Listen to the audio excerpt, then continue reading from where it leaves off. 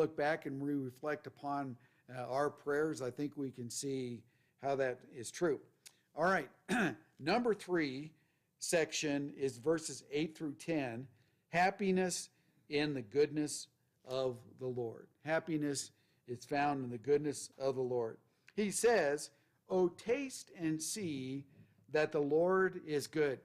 This is an Old Testament expression, actually a biblical expression. It's found in the New Testament as well, like in the book of Hebrews. To taste something, and it's more than dabble.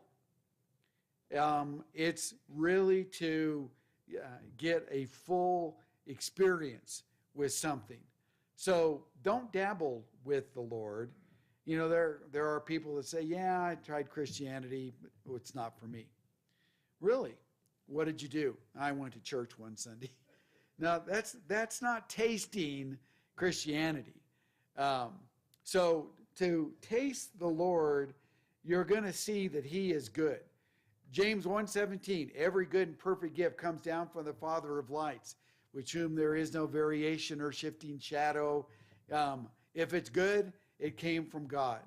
And so the more that you experience God, you learn about God, you look around and see the magnificence of the work of God, you come up with one conclusion: he's good. That's a word that actually was used to describe the creation when God saw all that he had made. Behold, it was very good. That's that word. How blessed is the man who takes refuge in him. So we bless the Lord in verse 1, but we're blessed now in verse 8. Oh, fear the Lord, you his saints. For those who fear him, there is no want. Another one of these words that we could do a deep dive on is this idea of fear. We first saw the word fear in verse 4. He delivered me from all my fears. And then in verse 7, the angel of the Lord encamps around those who fear him and rescues them. And then in verse 9, the word fear occurs twice. So fear the Lord, you his saints. And for those who fear him, there is no want. This is not a word that means respect. And I know that a lot of times if you read commentaries, they'll say, yeah, the word fear just means respect. There's a Hebrew word that means respect, and this isn't it. And same with Greek, the word phobos. If someone has a phobia, anachrophobia, is it you just respect spiders? I think it's a whole different level of that. The idea of fearing God is a fright. It's a terror. He's great, I'm not. He's all-powerful, I'm not. He's going to be the judge, and I'm going to be there like it or not. And so it's a recognition of the difference between God and ourselves, and it brings that kind of fear. And Jesus taught in Matthew chapter 10 that we should fear him who has the power to destroy both the body and soul in hell. The wise man Solomon said in Proverbs 1 and verse 7 that the fear of the Lord is the beginning of knowledge. If you start there, then you're going to end up in a good place. But if you don't start there with the Lord and a healthy fear of God, then you're not going to end up in a good place. So, oh, fear the Lord. There's the invitation. All you saints. Saints are holy ones, people that have dedicated themselves to trying to be God's people and live holy lives. Well, part of the reason that they've made that choice is because they fear God. And they know that they're going to have to answer to God. For those, he says, verse 9, second part, for those who fear him, there is no want. There's true contentment because we've given ourselves to God. We recognize he is all-powerful, and okay, there's no want. Meanwhile, speaking of want, verse 10, The young lions do lack and suffer hunger. The lion is the most self-sufficient beast, but not in this context. When we depend totally on the Lord, we'll have no need, whereas the king of beasts will have needs. They suffer hunger, but those who seek the Lord shall not be in want of any good thing. Same word, the Lord is good, verse 8. Now we're not going to be in need in want of any good thing. All right, so this is what we've got so far. Happiness by keeping focus on God, verses 1 through 3. Happiness in answered prayer, verses 4 through 7. Happiness found in the goodness of the Lord, verses 8 through 10. And now happiness found in genuine obedience, verses 11 through 14. Come, you children, he says, listen to me. This is not little kids. This is an invitation to those who are young in their walk with God. I will teach you the fear of the Lord. All right, there's that word fear, the fifth time that we've had the word fear in this psalm. And so you need to learn this. Everybody come, gather around, and I'll teach you what the fear of the Lord means and how it's going to manifest itself in your life. Who is the man who desires life? You want a good life? That's the dumbest question. Of course, we all do. So now I really like a life of misery and pain. No, you want a good life. All right, well, David is going to say, I'm going to teach you how you can have that good life, a life that's free from trouble. And he says, in love length of days, that he may see good. All right, the third time that the word good has been used here. So David's asking, who wants to be happy? All right, let's talk about that and find out what the real source of happiness is. And now we've all gathered around, and he's going to teach us with 6 bullet points. Notice that verses 13 and 14. You want to be happy. You're really going to be impacted by the fear of the Lord. All right. Point number 1, keep your tongue from evil. How many times do we read about people that got themselves in trouble because they couldn't control the tongue? We think about passages like James 3, where James spends a lot of time talking about the trouble that the tongue causes. Well, so number 1, keep your tongue from evil. The word evil actually is a word, R-A-H is the word, and a lot of times it's just bad. From that which is bad, a bad thing, and like lying, like gossip, like being a scoffer. Keep your tongue from being the scoffer, or being the one that lies, or being the one that gossips, or keep your tongue from being the discourager. That's point number 1. Point number 2, in your lips from speaking deceit. We need to have words that there's not any deception, no misleading. Paul says, Colossians 3, verse 9, lie not one to another, seeing that you've put off the old man and his deeds. You know, the idea of lying and deceit and half-truths, that's not for the people of God. That's the old man. That's the pre-Christian person.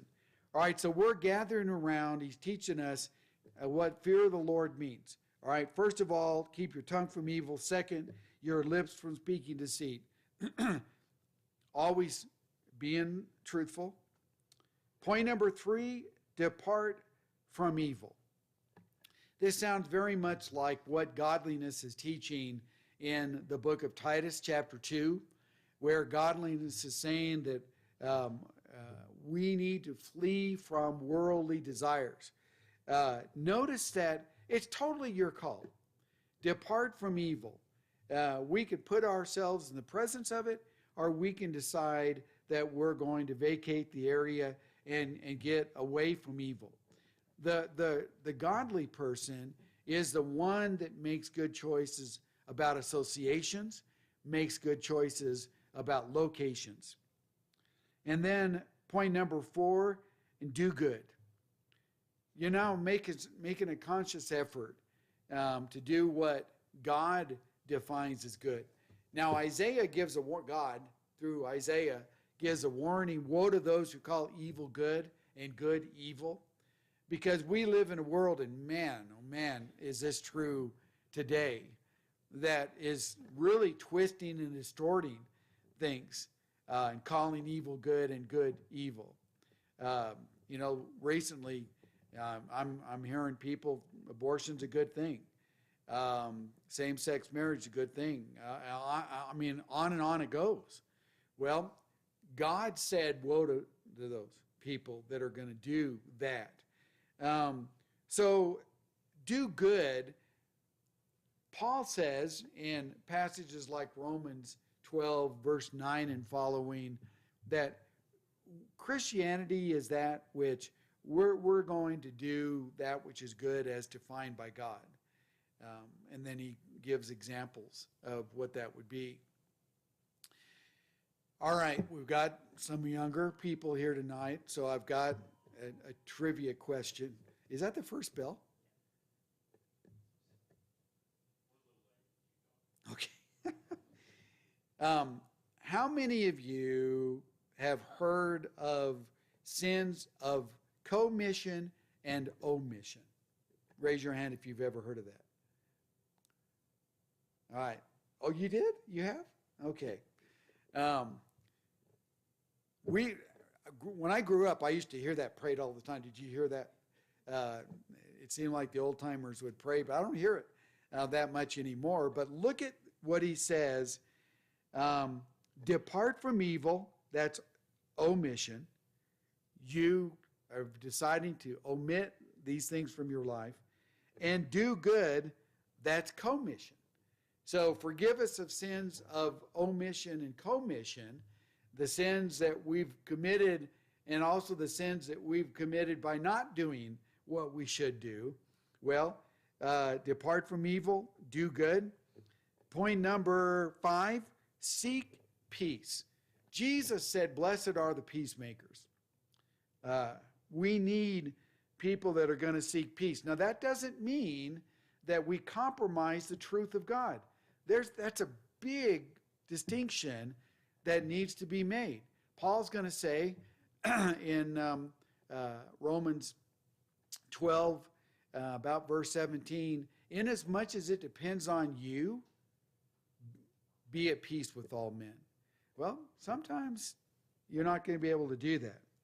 Okay, and then the next section, happiness is found in the midst of trials, verses 15 through 22. This is really the oomph part of all this, because David is right smack dab in the middle of some pretty frightening trials. And this is what he says. The eyes of the Lord are toward the righteous, and his ears are open to their cry. Now, that probably sounds very much like 1 Peter 3 and verse 12, and that would be right. The Lord is ready to hear. He's never out of earshot. He's never too far away that he can't hear our cries. Meanwhile, notice you've got the eyes of the Lord, his ears, second line, the face, third line, of the Lord is against evildoers. So his eyes and ears are toward his people, but his face is against those who are evildoers, to cut off the memory of them from the earth. The righteous cry, and the Lord hears and delivers them out of their troubles. The Lord is near to the brokenhearted and saves those who are crushed in spirit. Many are the afflictions of the righteous, but the Lord delivers him out of them all.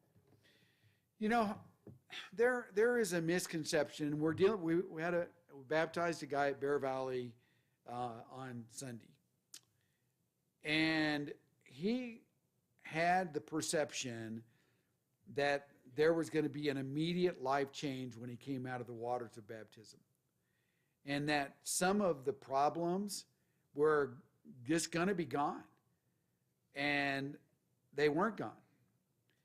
Well, the afflictions don't go away, but now you've got a resource in God who is going to help us navigate through those afflictions, gain a strength that enables us to stay strong in the midst of those afflictions and those troubles. So, evil, verse 21, shall slay the wicked, but those who hate the righteous will be condemned. But the Lord redeems the soul of his servants, and none of those who take refuge in him will be condemned. Beautiful psalm with power, a powerful way of ending that, yeah, you might have your valleys, you might be in one tonight.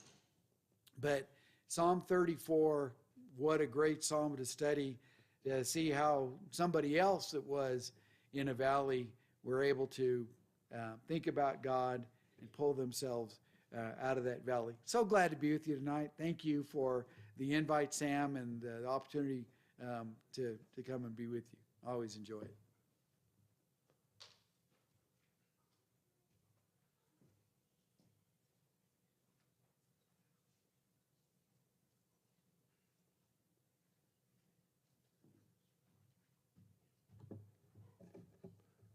Let's go to our Father in prayer as we're just